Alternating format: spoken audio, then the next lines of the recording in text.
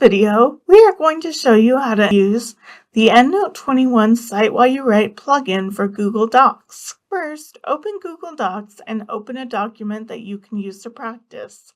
I have my example lorem ipsum pulled up now. We'll click on the Extensions drop-down and click on EndNote 21 Cite-While-You-Write and choose Open. A window will open on the right side of your screen with your references. Put your cursor where you would like to insert a citation in the text.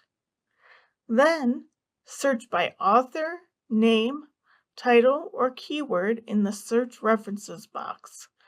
When you find the references you want to insert, click on the check mark next to them and click Insert Citation.